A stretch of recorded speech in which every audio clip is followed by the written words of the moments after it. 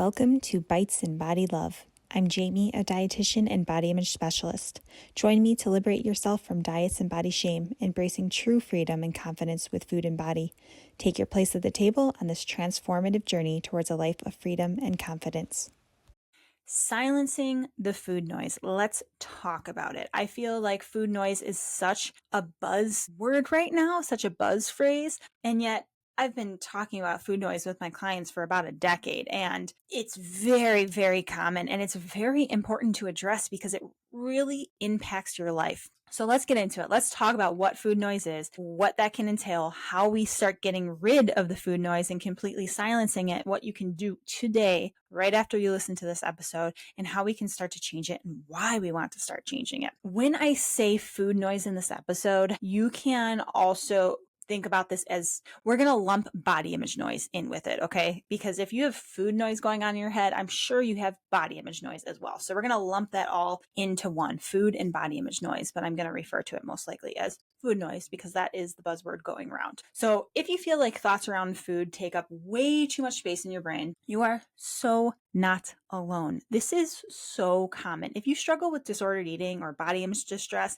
then you most likely also struggle with food noise. So food noise, defined simply, is that constant mental chatter about what you should eat, what you already ate, how much of it, when, whether it was good enough, what you should eat later, how it's going to impact your body, how your body is going to change. It's exhausting and it's constant, right? It usually is taken up pretty much a huge chunk of your day. So simply, it's just that mental chatter that is spiraling, analyzing, checking, fear-based, anxious, talking about food and body image. So what food noise can look like? Let's chat about that, just in case you are listening and you're unsure if it's something that you struggle with. Although I'm sure if you just hear the phrase food noise, you're thinking, if you have it, you're thinking, wow, okay, I just put a name to what's happening. I just didn't know maybe it was as big of a problem as it is, or I just thought it was normal. It's not normal. It's common, but it's not normal, and you can't have a life free of food and body image noise. And that's what we can do when we get to full recovery and what we can have. So it's not normal, but it is very common. Let's talk about what exactly that looks like in real life. That may be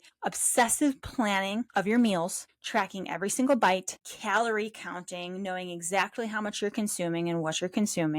It may look like thinking about what your next snack might be or your next meal while you're still eating. It could be while you're eating, constantly obsessing over that by saying things like, can I eat this much? Should I be done? Am I full yet? Am I still hungry? But anxiously with those questions, worried about eating past fullness, shaming yourself, telling yourself, okay, I'm going to be eating this now, but I can't eat this later if I eat this now. It could be shaming yourself while you're allowing yourself to have something that you feel is like off limits or quote unquote bad, right? So if you're eating a cupcake and you usually don't allow that, you might be saying something like, okay, this is the last cupcake I'm going to have in a long time, and I'm not going to have another one until it's someone's birthday, and what have you, right?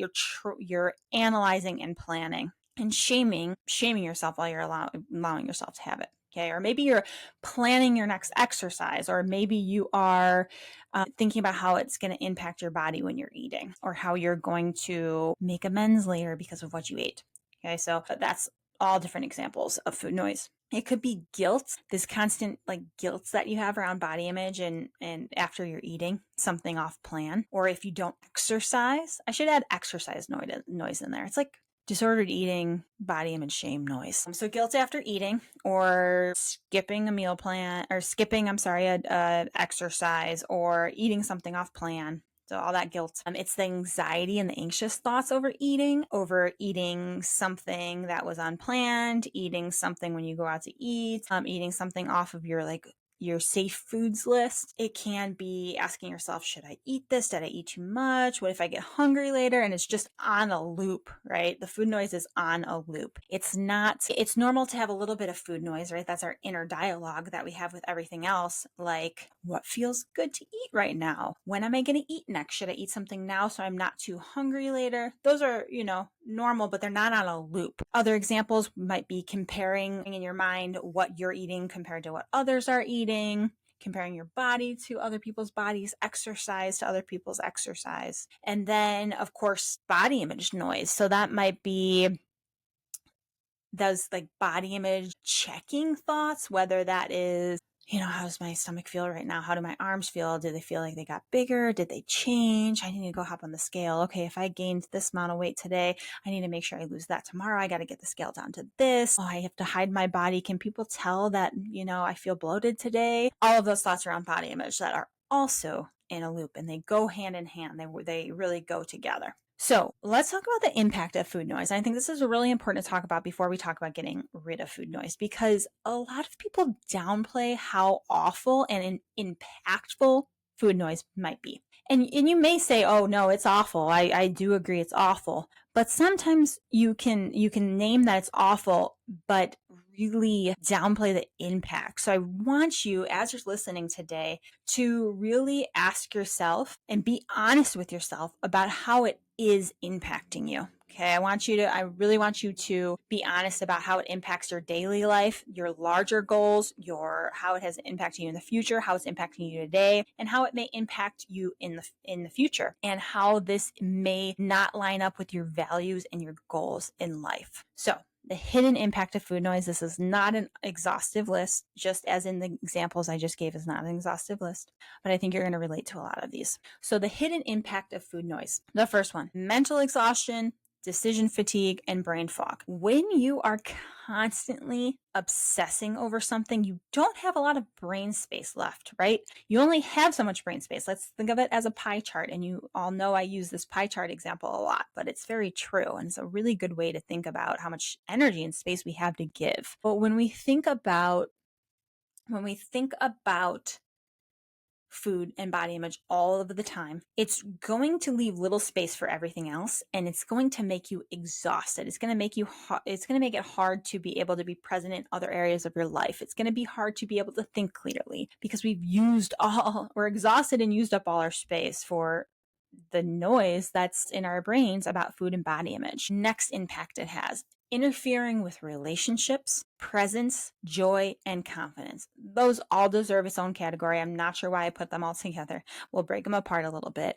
But I want you to ask yourself, how does food and body image noise impact my relationships? Truly, write it out. How the nuanced ways it impacts how you interact with your children, your partner, your friends, people on the daily, dating, your family. How does it impact your ability to be present with them, to say yes to spontaneous events around food, which are often also events around body image when you are asked to wear a bathing suit, or you want to wear a bathing suit to the beach, when you want to be present with your kids when you're playing with them, but you keep thinking about the way your belly is sitting, or that you are shaming yourself for something you just ate that's taking you out of the moment. How is it impacting your presence in all areas of your life? Maybe your career, maybe the goals you have for traveling, maybe the way you just want to feel in your body and in your life. How is it impacting your ability to thrive? How is it impacting your peace, your joy, your confidence in yourself? It's like I need to take a breath after that, because it's just thinking about how it has impacted me, how it impacts clients, how it has impacted clients. And it's a huge impact that we really downplay, that we don't need. You do not deserve this. Okay,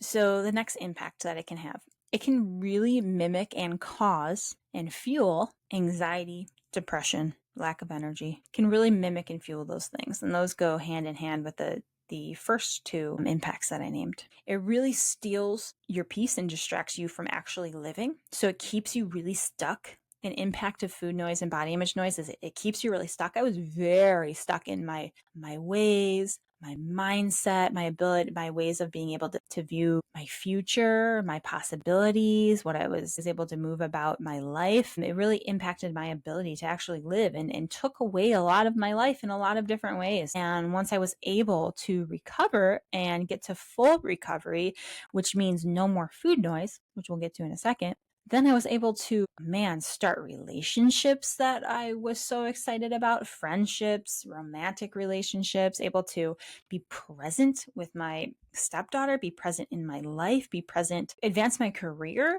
Man, the hobbies, traveling without anxiety, and it opened up a ton of doors. In addition to that, just doors I didn't know that were available, ways I could feel I didn't know that were available, freedom. Another impact it has is it really impacts your feelings of morality and self-worth. So it makes food and body image feel like a moral issue. It makes food feel like a moral issue instead of just a human need. Um, yeah, the impacts go on and on and on. And I want you to ask yourself, I hope you ask yourself as I brought up each one, how does it truly impact me? And get detailed. The more detailed, the better, because we really want to be honest with the little and big impacts it has on our life and how that all adds up. Okay. And then take a moment here too to ask yourself, how else does it impact me? How else does it impact me? How does it impact my relationship with the mirror? How does it impact my relationship with travel? How does it impact my relationship with exercise and movement? How does it impact my relationship with how I see my future and my mindset? So, where does food noise come from? Where does it come from? Food noise was not something you were food noise, not something you were born with. You were born with a clean, fresh slate, right? Food was just food, body image was just body image. And I'm sure you all can pinpoint a time when that shifted. And some of you, unfortunately, have started happening when you were really young. So it might be hard to recall a time when it wasn't there. But I want you to recall, if you can, and know that we are born with a garden. And what happens as we interact with the world around us and the people around us is that things are planted in our garden that we didn't plant ourselves. We were too young, but things were planted in our garden. And we allowed, even as we did get older, we allowed certain things to be planted in our garden because it's confusing. And so what happens is then the food noise is created. The body image noise is created. How is it created? What are those plants coming into our garden, right? Who starts to plant these flowers, or I should say weeds, into our garden? And we need to replant the flowers. But who planted those weeds? Who planted those weeds that we didn't ask for is going to be diet culture, is one. And that starts conditioning us from a young age, right? What were some of your earliest memories of diet culture that you experienced? I mean, it is in your books. Fat shaming, food shaming is in childhood books, in childhood movies, TV shows. It's all over the place. I feel like it's getting a little bit better, but it is all over the place. It's in magazines. It is diet culture that impacted your family and your friends that you were a victim to. Diet culture, maybe you were a victim to yourself if you were put on a diet at a young age, right? The next thing where it comes from is it can come from messages from media, influencers, family, friends. So the people in our life that are in our closest circle and even our expanded circle, people at school, these messages and weeds get planted and then we water them. Where else does food noise come from? Trauma, experiences tied to control, worth, or body image. All of these create an environment for food noise and body image noise to possibly thrive in your garden, because food is something that, I mean, it's already talked poorly about, right? And told we need to manage and manipulate it and we can't trust it. If we can grab control of that, right, it's something we can focus on. It's something we can maybe put our worth into when we're struggling with that or feeling like we need to put our worth there. So it's a way to cope. So with trauma, small trauma, big trauma, just it's a way to be able to cope with our tough emotions. And many times we were not given the tools to take care of ourselves and understand how to process emotions, how to take care of ourselves, how to deal with really hard things happening to us. Sometimes, the people who are supposed to teach us those tools were the ones who were causing that trauma. And so it is a very resilient way to cope when we do not have other tools. Food noise and body image noises is a resilient way to cope, right? It could be potentially much better than other things, right? Because otherwise we wouldn't be able. It's a way of surviving. And so it comes in, gives us something to control, gives us something to ruminate on, gives us something to measure based off of, and it's a way of coping. And it's actually really, really resilient way of finding a way to cope when we don't have a way to cope.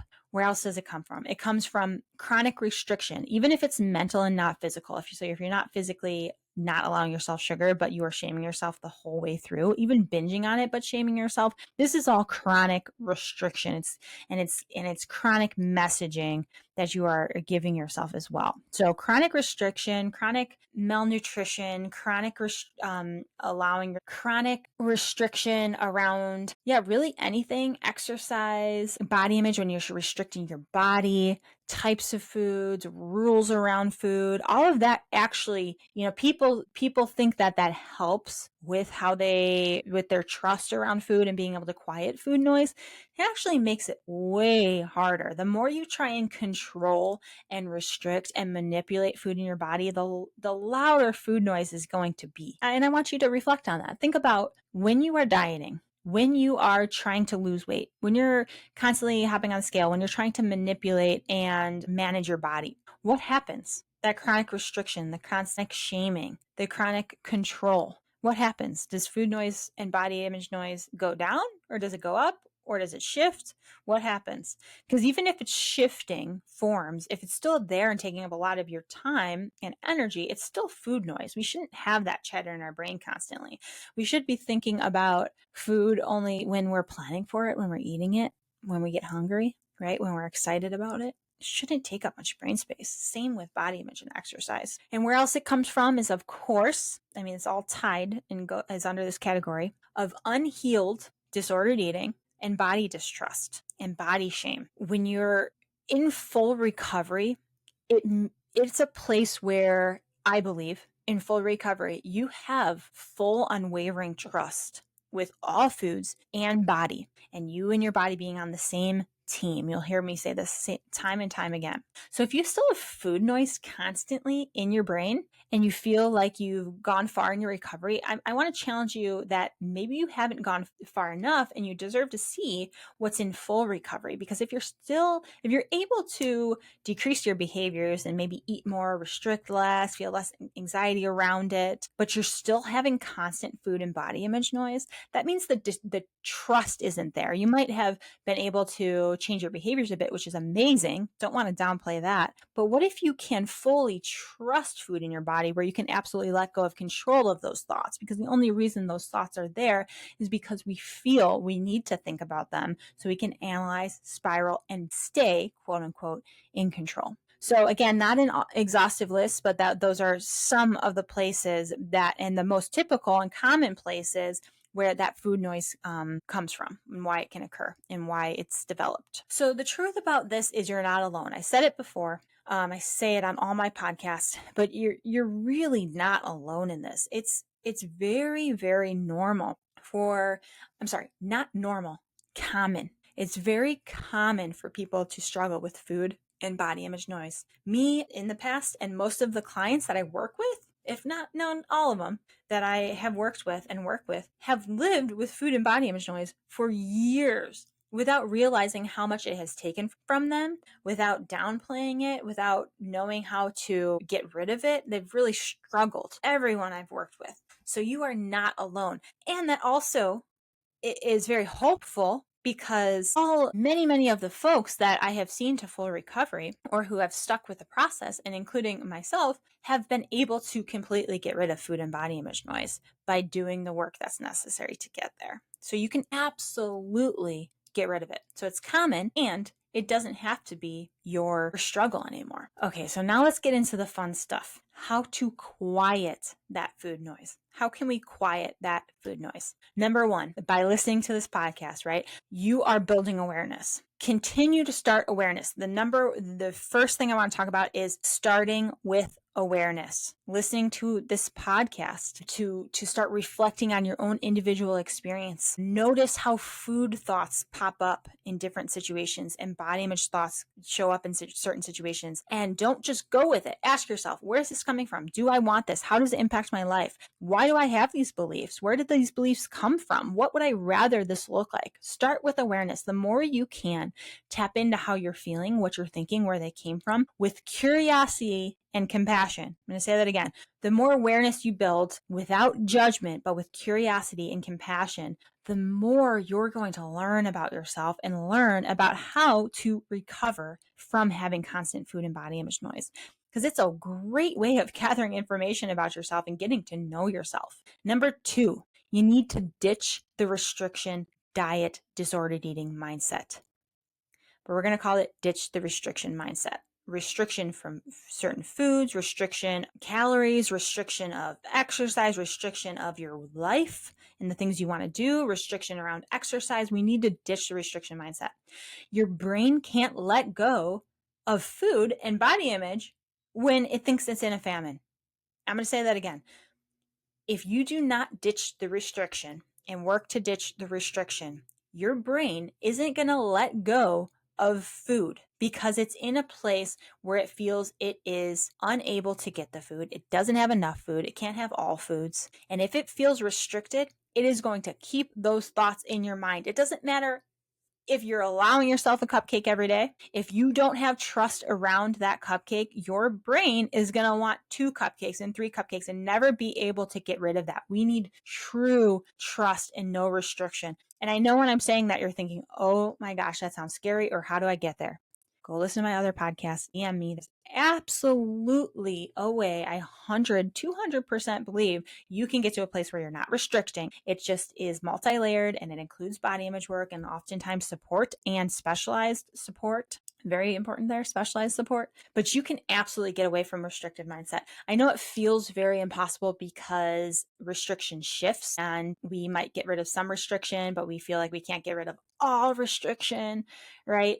And it's very uncomfortable. And oftentimes our body reacts to that. We start feeling out of control. We might feel like we start overeating or our weight gets out of control. That is normal. That is it rebalancing itself. That's why support is really, really, really helpful. So you're not stopping the process because you're scared. It's scary. It's uncomfortable. And your body doesn't want to overeat or feel uncomfortable. It wants to get to a place where it's eating in a joyful, respectful way. And when you build that trust, which means you need to stop restricting it and start trusting it and do all the work around that, you can absolutely get to a place of full recovery. And again, if you don't start trusting food and body image, you're not going to quiet that food noise. You got to build trust. You got to go through the process of trust and all the intricacies of that. Next thing, unpack the root beliefs. So why are you really trying to control or soothe with food and body manipulation? We need to get to the core beliefs planted in your garden and watered over time for years of why you are really trying to control and soothe with food. Where does it come from? How is it tied to your worth? How is it tied to your safety? What are the unconscious root beliefs around why you feel you need to control food and why you feel you need to control body? Next one, do the body image work, not just the food work. It is labeled and often, how it's spoken about is food noise. However, you're not going to get rid of the food noise if you don't also work to get rid of the negative body image noise and the body image noise, the constant thought of body image, whatever it might be, negative, neutral. We need to get rid of all that noise. So do the body image work. If you do not also do the body image work along with the food work, you are going to remain stuck in pseudo recovery. And I see this all the time. And that's why in my program, there's so much focus on body image work as well as food, because you will backslide and not get to full recovery where you truly feel free and can let these things behind and think about all the things in your life other than food and body. You cannot get there if you don't do the body. And the last thing to start doing to get rid of food noise is get support. Get support, get help from someone who is specialized, who's walked people through this, who know what they're doing. It will get you to recovery a lot faster and help you get to recovery. Work with someone who's trained in this. This isn't about willpower. It's about rewiring.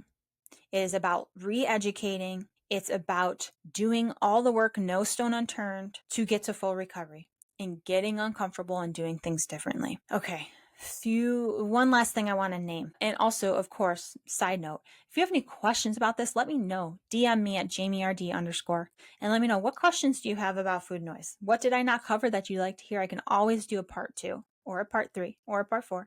I'm happy to keep chatting about this. This is so common. I have spoken about this for years in many different contexts, and I absolutely believe you can quiet it. 100% quiet it. Okay. I want to leave you with this. And that is to scream from the rooftops or scream out on this mic for this podcast is, yes, you can fully get rid of food and body image noise. Fully. No more. Not just half of them, not just a quarter of them, not 75% of them, but back to a clean slate where you think of food in a respectful, joyful, healthy way. I want to share a little bit about my experience, and I've worked with tons of clients to help them quiet their food noise, but I'll speak to myself. No two journeys are the same, right? No journey is the same. But I want to name this because I used to think about food and my body 24/7. 24/7. I'd be physically present with people, but mentally stuck in food math, rules, shame spirals constantly. It took up so much of my energy. Now, oh my gosh, food is just food. I trust my body. I trust food. I trust movement. I eat, I move on. I enjoy food out, I move on. I make a meal full of veggies, I move on. I go get ice cream afterwards, I move on. I trust my body. I trust it's on my team. And this kind of peace with food and body image is 100% possible. I would not be doing this work. It'd be very hard, sad work if I didn't believe it was 100% possible. And I do. I believe that for you. Okay. Now, I want to normalize that this journey is not an overnight journey, but it's absolutely worth it. And you absolutely deserve to invest fully in yourself. Think of that. Why is it important to invest to do this work and get uncomfortable? Because people don't like to get uncomfortable. They don't like to invest in themselves. They don't until they hit a rock bottom, right? Potentially, or they've exhausted the dieting option, which even though they've seen their last 20 diets didn't work, they still don't want to invest in doing something different. And that's because it's scary. Okay. But think of what it gives you back when you truly seek full recovery and invest in that. What does it give you back for relationships? What does it give you back for your values? What does it give back in your career? What does it give back in your daily life? What does it allow you to do? It's completely transforming of your life. Yet we invest in these other things that don't give us anything back. And yet it's hard to get uncomfortable and invest in ourselves in this way. And so I want you to sit with that as well. If you are having an opportunity to invest in yourself and invest in full recovery, what's happening when you say, it's not the right time? No, I can't. It's not for me. I'm telling you, it is for you. You can get there. With the right tools, specialized support, education, mindset, yes, you can get there. So if you're ready to quiet the food noise and the body image noise, and you find and to finally feel completely free around food and body, I'd love to help you get there. If you'd like to work with me to uncover all those root causes, to change those behaviors, to recreate your relationship with food and body and get back to that garden that it was a clean slate and plant a bunch of beautiful flowers in there, I want to help you clear out that food noise and that body image noise for good. If you're interested, DM me at JamieRD_ about how you can work with me and how we can get you to full recovery. And I can't wait to get you there. If it's not the right time for you yet, I hope you enjoyed this podcast. Let me know how else I can support you around this topic and others. And I can't wait to see you next time. You're doing great. This is not an overnight journey. You're doing fabulous. I believe in recovery for you. Okay, until next time, have a great day. Thank you for tuning in to Bites and Body Love. Ready for true food and body freedom? Apply to join my program, True Body Image Freedom for Everybody, where we will guide you every step of the way. DM me at JamieRD_ on Instagram or Facebook for a no-pressure conversation so we can learn more about you and your fit for the program. Remember, every step toward loving your body is a victory. Subscribe and leave a review to support our message of body liberation. Stay awesome and see you next time. You've got this.